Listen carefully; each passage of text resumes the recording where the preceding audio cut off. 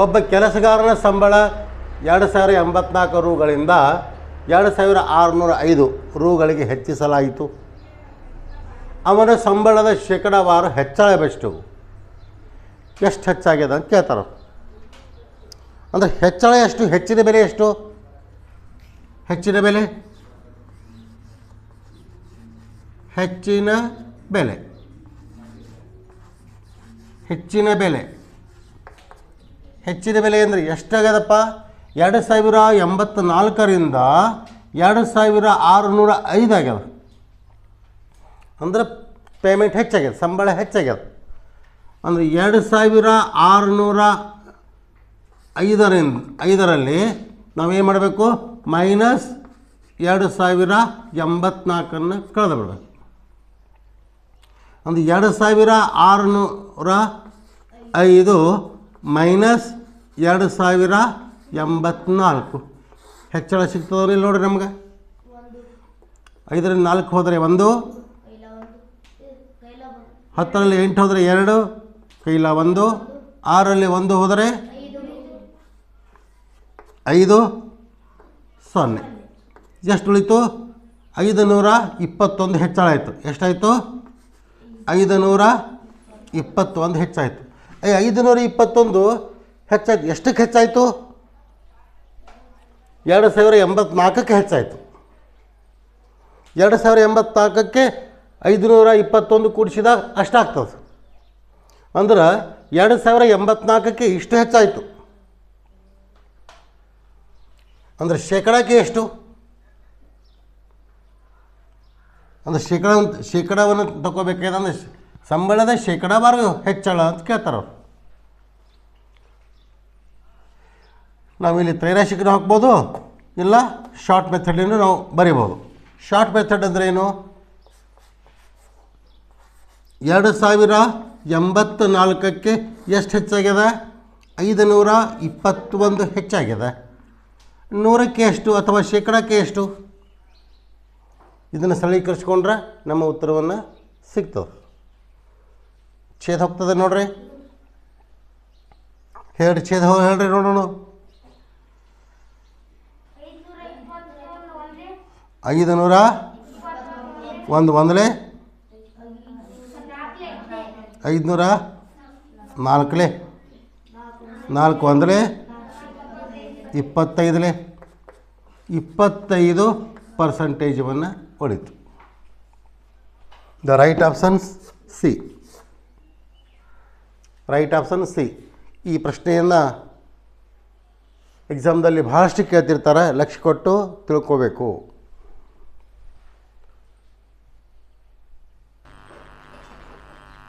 Question number 2. ಒಂದು ವಸ್ತುವನ್ನು 160 ರೂಗಳಿಗೆ ಕೊಂಡು 200 ರೂಗಳಿಗೆ ಮಾರಿದರೆ ದೊರೆಯುವ ಶೇಕಡ ಲಾಭವೆಷ್ಟು? ಅಂದರೆ 160 ರೂಗಳ ವಸ್ತುವನ್ನು 200 ರೂಗಳಿಗೆ ಮಾರ್ತಾನೆ ಅಂದ್ರೆ ಅವನಿಗೆ ಲಾಭನೇ ಆಗ್ತದೆ. ಅಂದರೆ ಕೊಂಡ ಬೆಲೆ ಕಡಿಮೆ ಆಯಿತು, ಮಾರಿದ ಬೆಲೆ ದೊಡ್ಡದಾಯಿತು. ಅಂದರೆ ಸ್ವಲ್ಪ ಹಣವನ್ನು ಕೊಟ್ಟು ಭಾಳಷ್ಟು ಹಣಕ್ಕೆ ಮಾರ್ತೀವಿ, ಲಾಭ ಆಗ್ತದೆ. ಲಾಭ ಎಷ್ಟು ಲಾಭ ಆಗ್ತದಪ್ಪ? ಲಾಭ ಈಕ್ವಲ್ ಟು 200. ಮಾರಿದ ಬೆಲೆ ಎಷ್ಟದ? 200 ಮೈನಸ್ 160 ಎಷ್ಟಾಯಿತು? 40 ರೂಪಾಯಿ ಉಳಿತದ. ಅಂದರೆ 40 ರೂಪಾಯಿಯಿಂದ ಲಾಭ ಆಯಿತು. 40 ರೂಪಾಯಿ ಎಷ್ಟಕ್ಕಾಯಿತು? ಶೇಕಡ ಲಾಭ. ಶೇಕಡ ಲಾಭ ಈಕ್ವಲ್ ಟು ಲಾಭ ಸರಸವಾಗಲೇ ಅಸಲು ಬೆಲೆ ಇಂಟು 100. ಲಾಭ ಎಷ್ಟದ? 40 ರೂಪಾಯಿ ಪ್ಯೂರ್ ಲಾಭ ಆಗ್ಯದ. ಅಸಲು ಬೆಲೆ ಎಷ್ಟದ? 160 ರೂಪಾಯಿ ಅದ. ಹೌದಲ್ಲ? ಶೇಕಡಾಕ್ಕೆ ಎಷ್ಟು ಅಂದರೆ 100ಕ್ಕೆ ಎಷ್ಟು? ಈ 0 ಈ 0 ಹೋಯ್ತು. 4 ಅಂದರೆ 0 0 4 4 16 2 2 2 5 2 1 2 5 5 5 25% ಅವನಿಗೆ ಲಾಭ ಆಯಿತು. The right option C. The right option C.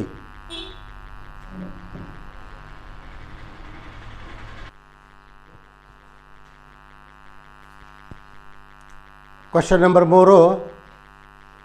ಒಂದು ವಸ್ತುವನ್ನು 750 ರುಗಳಿಗೆ ಮಾರಿದರೆ ಒಟ್ಟು ಗಳಿಸಿದ 20% ಆ ವಸ್ತುವಿನ ಮೂಲ ಬೆಲೆ.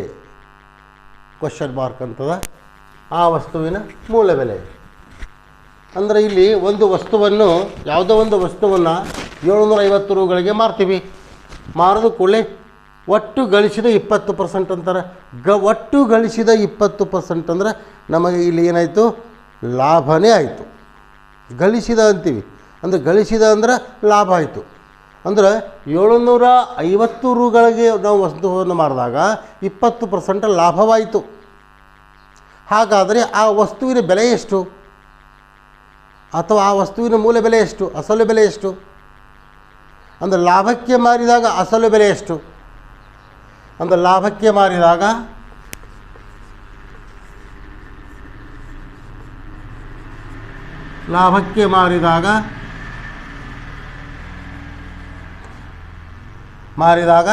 ಅಸಲು ಬೆಲೆ.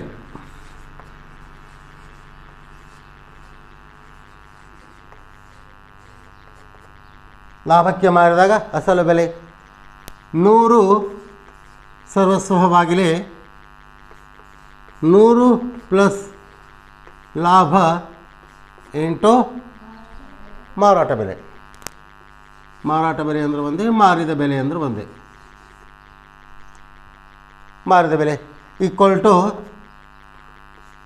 100 ಸರ್ವಸ್ವವಾಗಿ 100 ಪ್ಲಸ್ ಲಾಭ.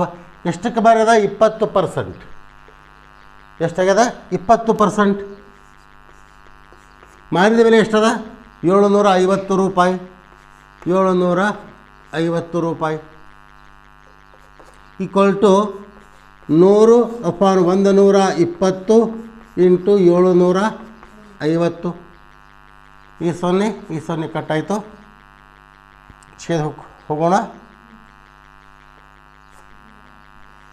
2 6 12, 2 5 0 0, 2 3 6, 2 25, 3 1, 3 2 6, 1 ಉಳಿತು, 3 5, 25 ಇಂಟು 25 ಈಕ್ವಲ್ ಟು ಎಷ್ಟಾಯಿತು? 625 ರೂಪಾಯಿ ಆ ವಸ್ತುವಿನ ಮೂಲ ಬೆಲೆ ಇತ್ತು. ಹೀಗಾಗಿ ರೈಟ್ ಆಪ್ಷನ್ಸ್ ಎಷ್ಟು? ಸಿ. Right options C. ಅರ್ಥ ಆಯ್ತಾ?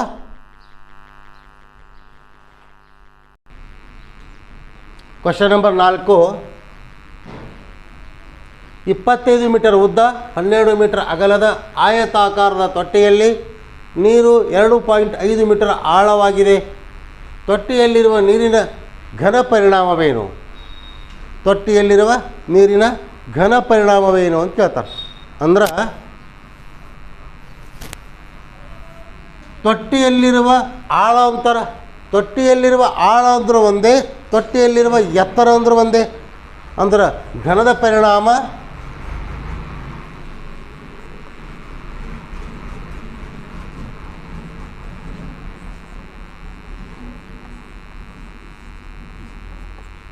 ಪರಿಣಾಮ ಉದ್ದ ಇಂಟು ಅಗಲ, ಉದ್ದ ಇಂಟು ಅಗಲ ಇಂಟು ಎತ್ತರ ಆಗಬೇಕಾಗಿದ್ದು ಎತ್ತರವನ್ನು ಏನಾಗಿದೆ ಇಲ್ಲಿ? ಆಳವಾಗ್ಯದ. ಆಳ ಅಂದರೆ ಡೀಪ್, ಡೆಪ್ತ್. ಉದ್ದ ಎಷ್ಟದಪ್ಪ? 25 ಮೀಟರ್. 25 ಮೀಟರ್. ಅಗಲ ಎಷ್ಟದ? 12 ಮೀಟರ್. ಆಳ ಎಷ್ಟದ? 2.5 ಮೀಟರ್. 2.5 ಮೀಟರ್. ಎಲ್ಲವೂ ಮೀಟರ್ದಲ್ಲಿನೇ ಇದಾವೆ. ಎಲ್ಲವೂ ಮೀಟರ್. ಇದನ್ನು ಮೀಟರ್ ಅದ, ಇದನ್ನು ಮೀಟರ್ ಅದ, ಇದನ್ನು ಮೀಟರ್ ಅದ. ಅಕಸ್ಮಾತ್ in case of metre, 1 metre, 1 centimetre, 1 kilometre ಹಿಂಗೆ ಮಾನಗಳು ಹೆಚ್ಚು ಕಡಿಮೆ ಆಗಿದ್ದು ಅಂದ್ರೆ ನಾವು ಒಂದೇ ಮಾನಕ್ಕೆ ತಂದು ಗುಣಾಕಾರವನ್ನು ಮಾಡಬೇಕಾಗ್ತದೆ. ಇಲ್ಲಿ ಆ ಸಮಸ್ಯೆ ಅಂತ ಇಲ್ಲ ಈ ಪ್ರಶ್ನೆಯಲ್ಲಿ. ಒಂದು ಎಷ್ಟಾಗ್ತದಪ್ಪ? 25 12 ಎಷ್ಟು? 25 ಇಂಟು 12 ಹಾಂ 300 ಆಯ್ತಾ? 300 ಇಂಟು 25 ಎಷ್ಟು? 7500. 7500 ಆಯಿತು. ಇದು ಒಂದು ಪಾಯಿಂಟ್ ಅದಲ್ಲ, ಒಂದು ಸ್ಥಾನ ಬಿಟ್ಟು ಪಾಯಿಂಟ್ ಕೊಟ್ಟಿವಿ. ಮೀಟರ್ ಮೀಟರ್ ಮೀಟರ್ ಅಂದರೆ ಮೀಟರ್ ಕ್ಯೂಬ್ ಅಂದರೆ ಘನ ಮೀಟರ್ ಆಯಿತು. ಈ ಪಾಯಿಂಟ್ದಿಂದ ಬಲಗಡೆ ಈ ಸೊನ್ನೆಗೆ ಬೆಲೆ ಇಲ್ಲ, ಹೀಗಾಗಿ ಉತ್ತರ ಎಷ್ಟಾಯಿತು? 750 ಘನ metre. The right options D.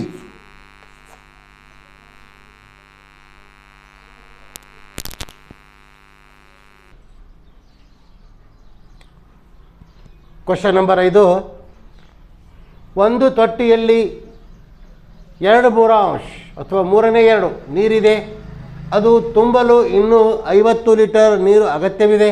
ಹಾಗಾದರೆ ಆ ತೊಟ್ಟಿಯ ಒಟ್ಟು ಸಾಮರ್ಥ್ಯವೆಷ್ಟು? ಸಾಮರ್ಥ್ಯ ಎಷ್ಟು ಅಂದಂಗದು. ಅಂದ್ರೆ ತೊಟ್ಟಿಯಲ್ಲಿರುವ ನೀರಿನ ಭಾಗ ಎಷ್ಟು? ತೊಟ್ಟಿಯಲ್ಲಿರುವ ನೀರಿನ ಭಾಗ ಎಷ್ಟು? ತೊಟ್ಟಿಯಲ್ಲಿರುವ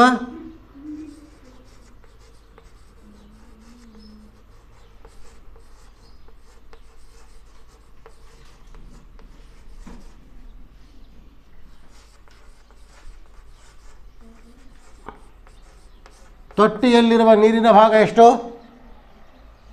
ಒಂದು ತೊಟ್ಟಿಯಲ್ಲಿ 2/3 ನೀರಿದೆ. ಎಷ್ಟದ? 2/3 ಅದ. ಅಂದರೆ ತುಂಬಲು ಬೇಕಾದ ತೊಟ್ಟಿ, ತುಂಬಲು ಬೇಕಾದ ತೊಟ್ಟಿ, ತುಂಬಲು ಬೇಕಾದ ತೊಟ್ಟಿ. ತೊಟ್ಟಿಯಲ್ಲಿರುವ ನೀರಿನ ಭಾಗ 2/3 ಅದ. 2/3 ಅದಪ್ಪ ಅಂದರೆ ಇನ್ನೂ ಸ್ಪೇಸ್ ಆದ ಒಳಗೆ, ಇನ್ನು ಖಾಲಿ ಆದ. ಅಂದರೆ ತೊಟ್ಟಿಯನ್ನು ತುಂಬಲು ಬೇಕಾದ ನೀರು ಅದರ ಭಾಗವೆಷ್ಟು? ಅಂದರೆ ಖಾಲಿ ಇರುವ ಭಾಗ ಹೌದಲ್ಲ. ಅದು ನೀರನ್ನು ತುಂಬಲು ಬೇಕಾದ ಜಾಗ ಅಂದ್ರೆ ಒಂದೇ, ಒಳಗೆ ಆ ತೊಟ್ಟಿ ಇನ್ನೂ ಎಷ್ಟು ಖಾಲಿ ಆದ ಅನ್ನೋದು ಒಂದೇ ಅಲ್ಲ, ಹೌದಲ್ಲ. ಖಾಲಿ ಇರುವ ಭಾಗ, ಖಾಲಿ ಇರುವ ಭಾಗ ಎಷ್ಟು? ಖಾಲಿ ಭಾಗ ಎಷ್ಟದ? ತೊಟ್ಟಿ ಕಂಪ್ಲೀಟ್ ಅಂದರೆ ಎಷ್ಟು? 3/3. 3/3. ಎಲ್ಲರೂ ಒಂದಂತ ಇಟ್ಕೋತಾರೆ, ಒಂದರಲ್ಲಿ ಕಳಿಬೇಕಂತಾರೆ. ಇದು ಒಂದು ಇಟ್ಕೊಂಡಂಗೆ ಅಲ್ಲ, 3 ಒಂದಾಗ ಬರ್ತದಲ್ಲ. ಅಂದ್ರೆ ತೊಟ್ಟಿಯನ್ನು ಫುಲ್ ಅಂದ್ರೆ 3/3 ಆಯಿತು. ಅದರೊಳಗಿಂದ ನೀರನ್ನು ಎಷ್ಟದ? ನೀರು ಅದರೊಳಗೆ 2/3 ನೀರದ. ಅಂದರೆ ಖಾಲಿ ಇರುವ ಭಾಗ ಎಷ್ಟು? 3ರಲ್ಲಿ 2 ಕಳೀರಿ, 3 - 2 = 1/3 ಆಯಿತು. 1/3 ಅಂದ್ರೆ ಖಾಲಿ ಆಯಿತು. ಅಂದರೆ ತುಂಬಲು ಬೇಕಾದ ನೀರೆಷ್ಟು? ತುಂಬಲು ಇನ್ನೂ 50 ಲೀಟರ್ ನೀರು ಅಗತ್ಯವಿದೆ. ಅಂದರೆ ಖಾಲಿ ಎಷ್ಟದ ಅಷ್ಟು ನೀರನ್ನು ಭರ್ತಿ ಆಗ್ತದೆ. ಅಂದರೆ 1/3 ಅಂದರೆ ಎಷ್ಟು? 50 ಲೀಟ್ರ್ ಆಯಿತು. 1/3 ಅಂದರೆ 50 ಲೀಟ್ರ್ ಆಯಿತು. 1/3 50 ಆದರೆ 2/3 ಎಷ್ಟು?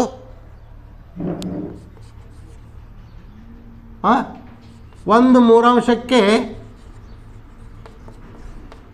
50 ಲೀಟರ್ ಆದರೆ 2/3 ಎಷ್ಟು? ಎಷ್ಟು ಅಂದರೆ x = 2/3 × 50 1/3. ಇದನ್ನು ಸರಳೀಕರಿಸಿಕೊಂಡಾಗ 2/3 × 50 × 1/3 ಇದ್ದಿದ್ದು 3/1. ಭಿನ್ನರಾಶಿಯನ್ನು ಗುಣಾಕಾರದಲ್ಲಿ ತರುವಾಗ ಛೇದದಲ್ಲಿದ್ದಂಥ ಭಿನ್ನರಾಶಿಯನ್ನು ಗುಣಾಕಾರದಲ್ಲಿ ಬರೆಯುವಾಗ ಭಿನ್ನರಾಶಿಯು ಉತ್ಕ್ರಮವಾಗಬೇಕು ಅಂತ ರೂಲ್ಸ್ ಅದು, ಹೌದಲ್ಲ. ಅಂದರೆ 1/3 ಇದ್ದಿದ್ದು 3/1 ಆಯಿತು. 3 ಕ್ಯಾನ್ಸಲ್ ಆಯಿತು. 52 ಎಷ್ಟು? 100 ಲೀಟ್ರ್ ಆಯಿತು, ಹೌದಲ್ಲ. ತೊಟ್ಟಿಯ ಸಾಮರ್ಥ್ಯ ಎಷ್ಟು ಅಂತ ಕೇಳ್ತಾರೆ ಅವರು. ತೊಟ್ಟಿಯ ಸಾಮರ್ಥ್ಯ ಅಂದರೆ ಖಾಲಿ ಇರುವ ಭಾಗ ಪ್ಲಸ್ ಒಳಗೆ ನೀರಿರುವ ಭಾಗ. ನೀರಿರುವ ಭಾಗ ಪ್ಲಸ್ ಖಾಲಿ ಇರುವ ಭಾಗ ಎರಡೂ ಕೂಡಿಸಿದಾಗ ಒಟ್ಟು ಸಾಮರ್ಥ್ಯ ಗೊತ್ತಾಗ್ತದೆ.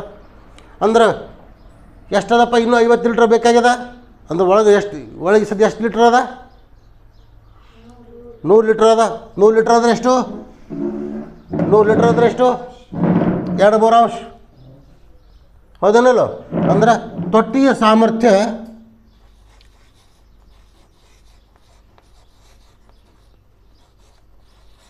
ತೊಟ್ಟಿಯ ಸಾಮರ್ಥ್ಯ 100 ಲೀಟರ್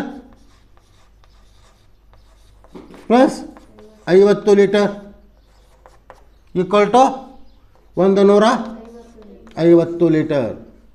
ಆಪ್ಷನ್ಸ್ನಲ್ಲಿ ಯಾವ್ದಾನು? The right options A. Right options A.